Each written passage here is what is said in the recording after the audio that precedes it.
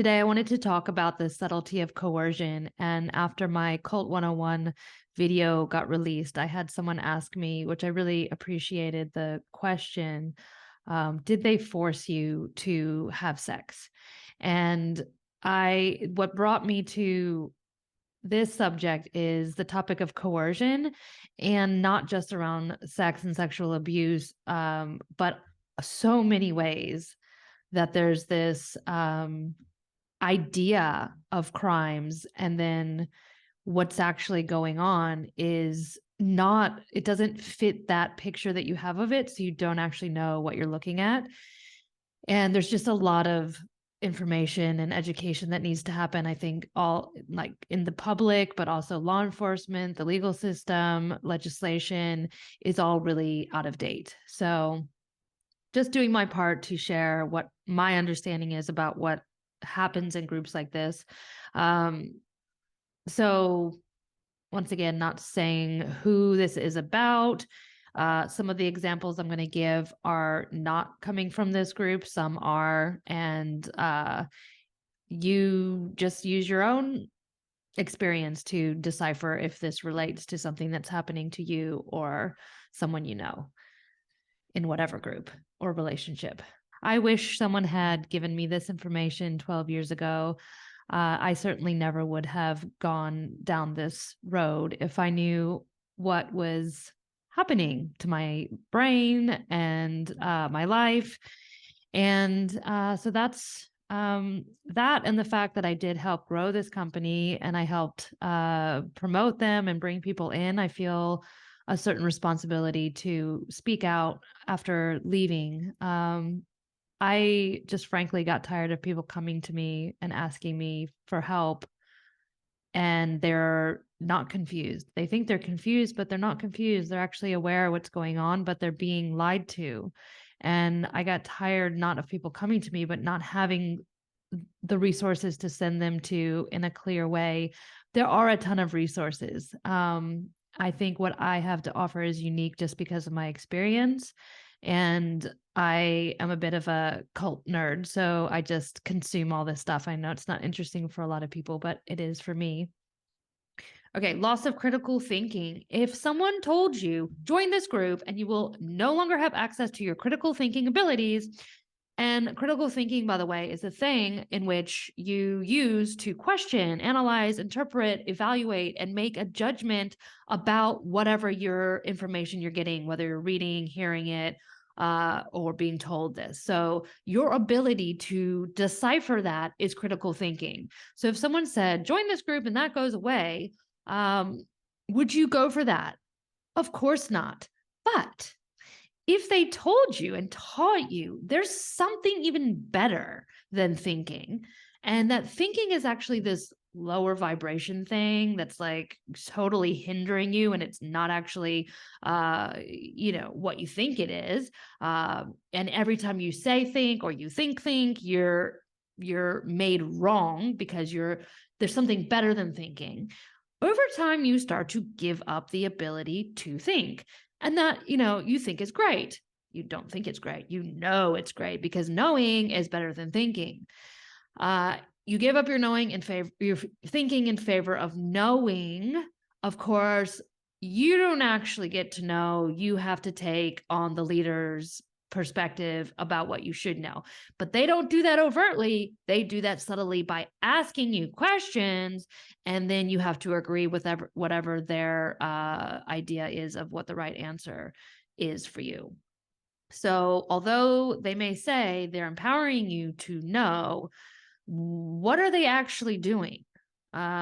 Also, giving up feelings, emotions, and something they call sex or no sex in favor of being, perceiving, and receiving. Who doesn't want something greater? Sure, I'll give up all that stuff because there's something greater I know is available to me now, according to you. But the problem is, what do you call someone who has no feelings or emotions? A psychopath. So you don't realize what they're doing is actually creating this zombie robot person out of you who all act like the leader, who are all trying to emulate the leader and spread his philosophies, doctrines, and beliefs to others. But that's what exactly you're doing. Now, they won't tell you this, and you won't recognize that this is happening until if you get out, you look back and you go like, oh my goodness. And you start, and then, but other people will have said this and you would have noticed, like, why does everyone talk the same? Why does everyone dress the same? Why did you go from looking like this to looking like this? Why did you go from, having this belief system to having a totally different belief system that doesn't seem to match anything that you used to have as your values? Well, welcome to being in a cult. That is what you do. Essentially, they're separating the actual you from you and creating this cult dynamic, this cult personality, cult identity of you. So they have the you that they want you to be for whatever reason, so they can control you. And that's who you are to them. And so they'll be constantly pushing you into that. Different cults do this in different ways. But if you start to notice, like, or just even just think about, like, what did I believe before I joined this cult? What was important to me? What were my values? How did I dress? Where did I spend my money? Who did I spend my time with? And then just observe now, if you have been in a group for any period of time, and look at the difference and just be curious. Okay. So when we say slavery, we think shackles and chains. Being in a cult is like being locked in a house where all the doors are wide open. You don't need to physically imprison someone when you hijack their mind. The area of the mind is so misunderstood, and people just don't get how powerful mind control is.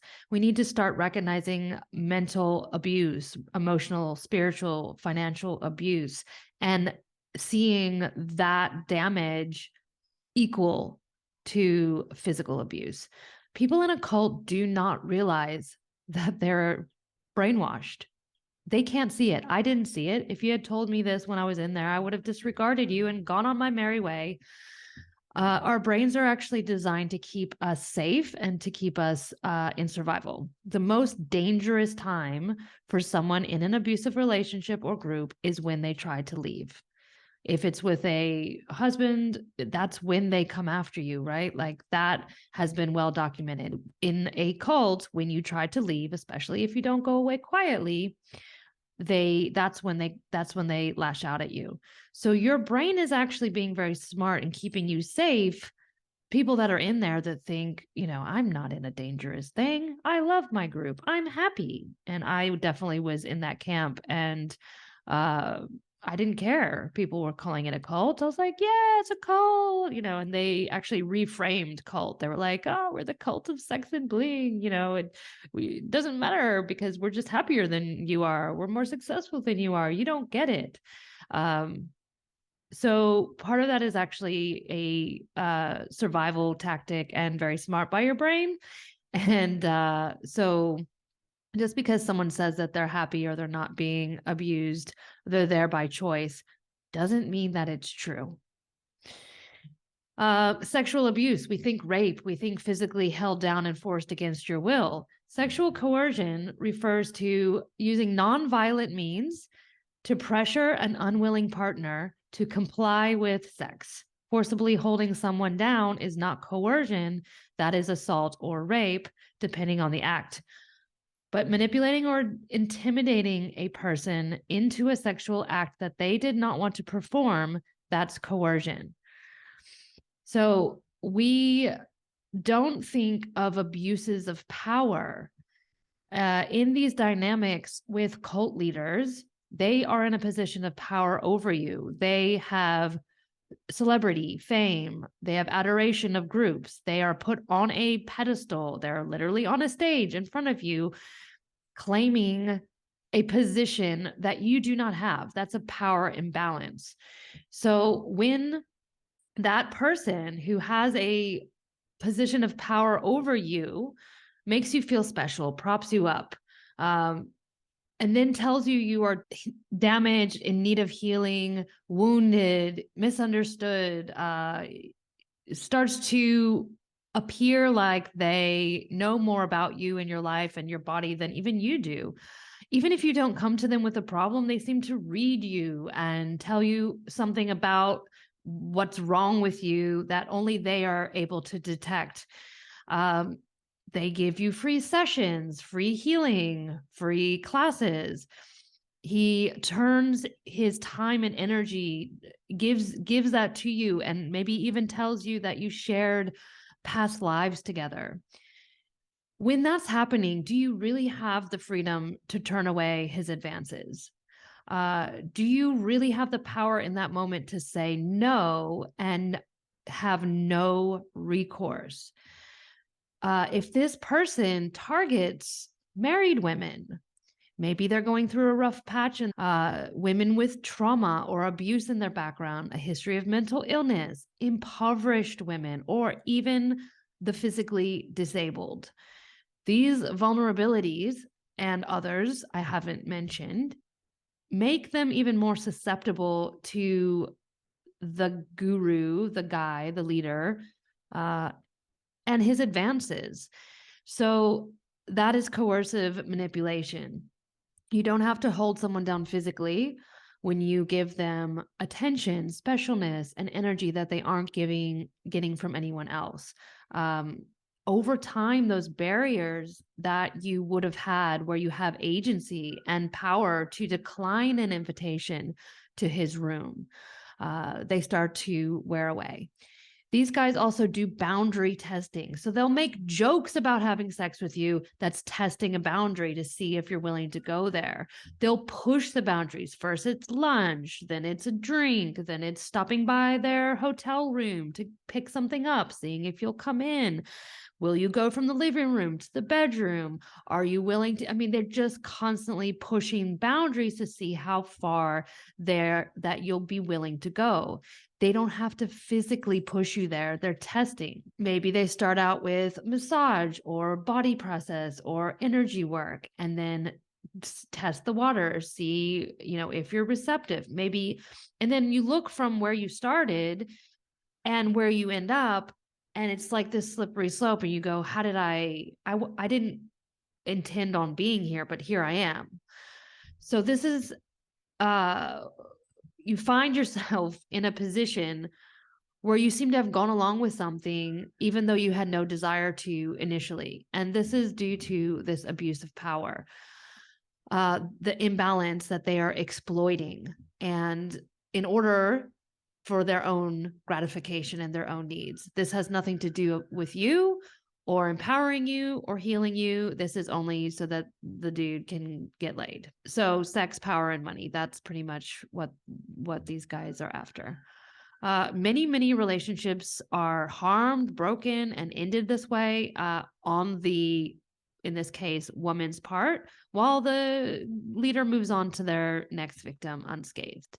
So you'll notice a pattern here where they just continue carrying on doing what they want to do. And this sort of what's left in the wake, all these broken people and families, which is another thing cults do, is they always work to threaten that bond that you would have with anyone other than them, especially if your partner is not part of the group.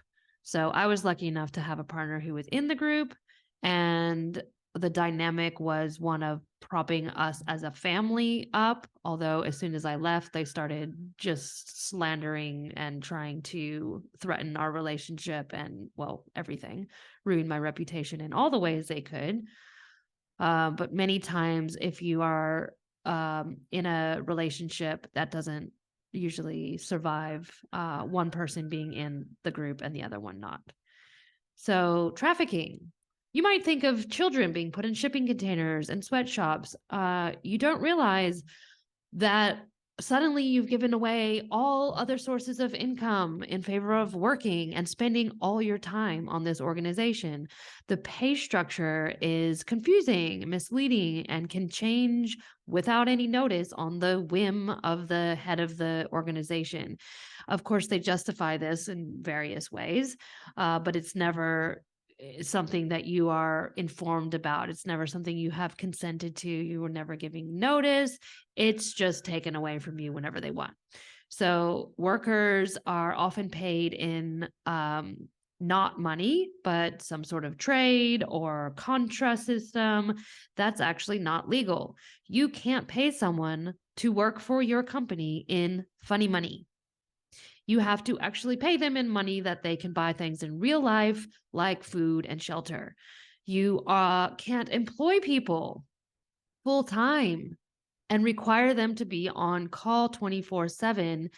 There are labor laws in different countries. I'm sure the laws differ, but basically, people have basic human rights to have time off.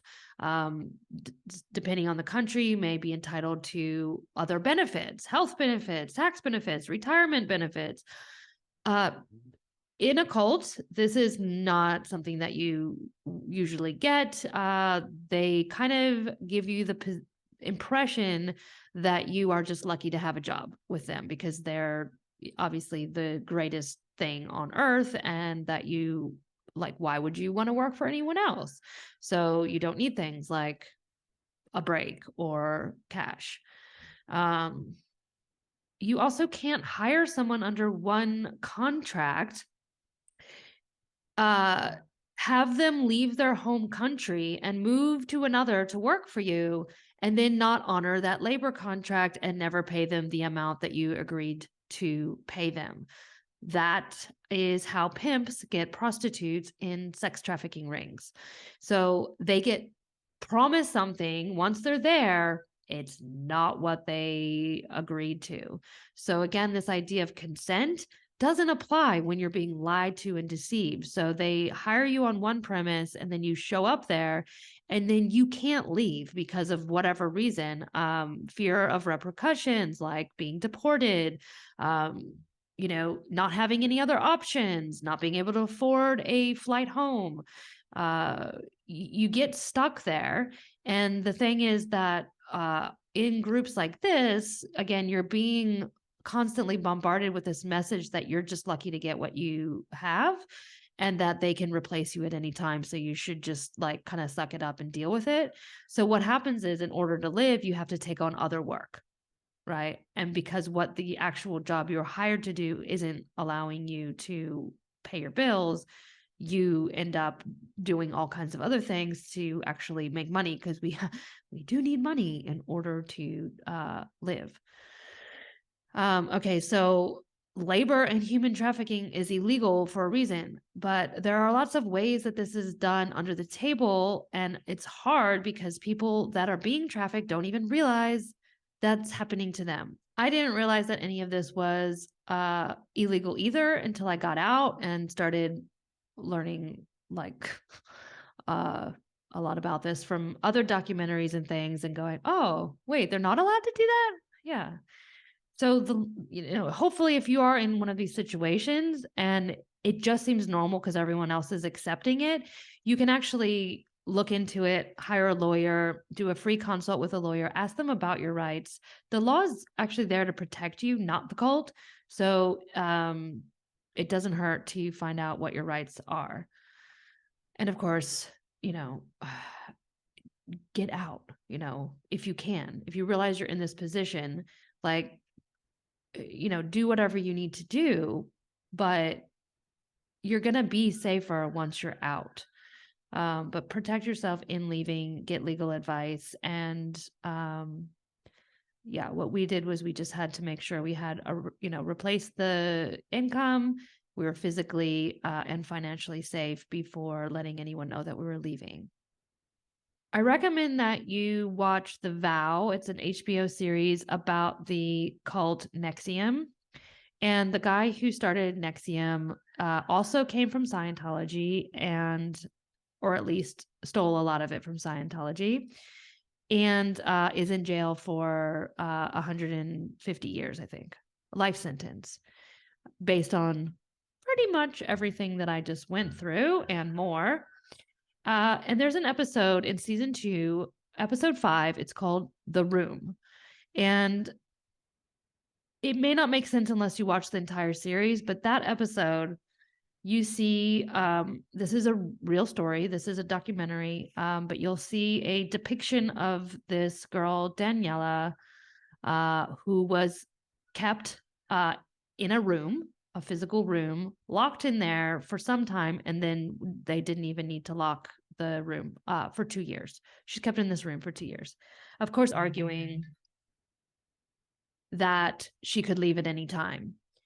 Meanwhile, she has this mattress on the floor and like a pad of paper and a pen. And what she had to do every single day was write letters to the cult leader about her, what did they call it? Injustice that she did to him. I can't remember the word for it. So she supposedly did him this wrong, which was actually that she just fell in love with this other man and he couldn't have that. And so she was writing letters every single day to express why she was wrong and all the ways she was wrong and apologize. And she thought that if she could like really get to the depths of that reason and express it, that he would let her out. When I saw this episode, I mean, it just encapsulated a decade of how I felt in this group. Every single day, every conversation, publicly or privately, was some way of me trying to figure out how I was wrong, because they obviously knew that there was something wrong with me, and never ever figuring out what it was. What did I do wrong? How am I wrong? Like, is it this? And just bearing my soul and it, like leaving it out, vomiting like everything I could think of, just being as vulnerable as I could, because they were like, they encouraged that. Which I won't even get into, but they have their own reasons for wanting you to share all of your dirt, which you find out when you leave because they throw it back in your face. Same thing in this group, NXIVM, they took collateral from women. So it's basically blackmail. But I digress. So every day I'm sitting there, like pouring my heart out, trying to figure out, like, have I gotten to the root of this wrongness in me? I wasn't writing letters, but it was the same exact thing as this girl in this room for 2 years. I wasn't locked in a room with a mattress, but I was just as enslaved. Watch the series, see what it is. And one of the things that other people from this same group that know who I am because I was in this group and left, one of the main things that every single one of them has is feeling really screwed up and feeling like they were the problem all along. They feel wrong. They feel like a failure. They feel stupid. They feel like that lack of getting whatever they were supposed to get out of this group is their fault. And I want to tell you, it's not your fault. This is how the group works to keep you dependent on them, to keep taking your time and your money away from you, because they have enslaved your mind. They have enslaved your spirit. They have taken your money, your time, your attention. For me, 12 years of my life without consent, because they have deceived you, they have misled you, they have not given you the whole story. There's a lot of lack of transparency in groups like this in all areas. So I hope this is helping to clarify some things, like what we think are crimes and how they actually show up in real life. And that makes them no less damaging and no less criminal. And I hope that if you are hearing this and recognizing that this is happening to you or has happened to you, that you can reach out and report whoever that is to the authorities, go to the cops, go to a lawyer, see what your rights are, reach out and tell your story. If you can, when you're safe. And not for any other reason, but that the more we demystify this, the less power that it has over anyone and the less they'll be able to get away with it. Thanks for watching. And if this contributed, please share with someone that you feel needs to hear it.